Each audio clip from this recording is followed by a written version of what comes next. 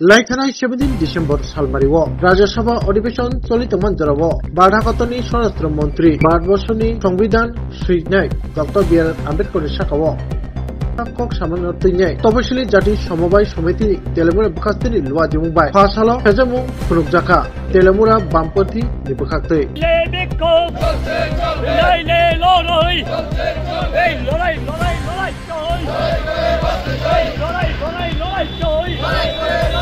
আজকে ত্রিপুরা তফসিলি জাতি সমন্বয় সমিতি তেলেমুরা মহকুমা কমিটির উদ্যোগে আমরা আজকে প্রতিবাদ বিক্ষোভ সভার আয়োজন করেছি।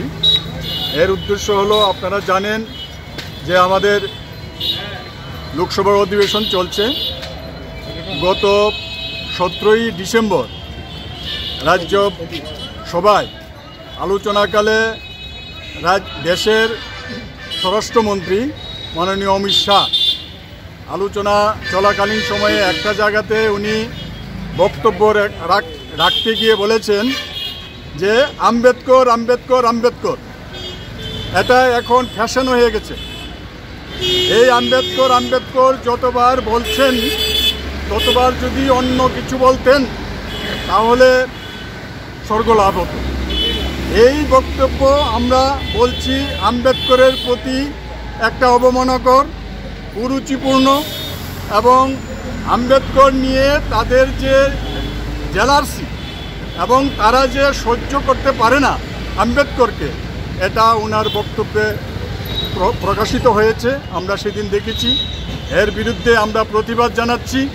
আমরা বলছি যে এই বক্তব্য ওনাকে প্রত্যাহার করতে হবে, নয়তো মন্ত্রিসভা থেকে পদত্যাগ করতে হবে এবং উনি স্বেচ্ছায় বলতে হবে এটা আমার ভুল হয়েছে। আর যদি না হয় আমরা প্রধানমন্ত্রীকে বলবো যে এই মন্ত্রিসভা থেকে ওনাকে যাতে বরখাস্ত করা হয়। এটা শুধু আজকে এইখানে নয়, আমরা দেখেছি আগের থেকেই ওনাদের এই যে ভারতবর্ষের সংবিধান প্রণেতা এবং সংবিধানকে লিখিতভাবে বিশেষ একটা গুরুত্বপূর্ণ দায়িত্ব নিয়েছিলেন ডক্টর বি.আর. আম্বেদকর। আম্বেদকরের এই সংবিধানের পরিপ্রেক্ষিত আমরা দেখেছি কথা বলার অধিকার, মতামত প্রকাশ করার অধিকার, গণতন্ত্র থেকে সমস্ত অধিকার আজকে আমরা পেয়েছি। এই পাওয়ার পরিপ্রেক্ষিত বিজেপি পরিচালিত, আরএসএস পরিচালিত বিজেপি এটা ভালো চোখে দেখিনি। প্রথম থেকেই আমরা দেখেছি এই সংবিধানকে তারা অস্বীকার করার জন্য চেষ্টা করেছে এবং সংবিধান তারা মানে না এরকম একটা বক্তব্য প্রকাশ্যে না বললেও তারা প্রক্ষান্তরে এটাই বোঝানোর জন্য চেষ্টা করেছে। আমরা বলেছি তারা এই দলিত অংশের মানুষ এবং বিশেষ করে আম্বেদকর যে সংবিধান প্রণেতা হিসাবে ভারতবর্ষের মধ্যে প্রতিষ্ঠিত উনি সুনাম অর্জন করেছেন, ওনার বিরুদ্ধে তাদের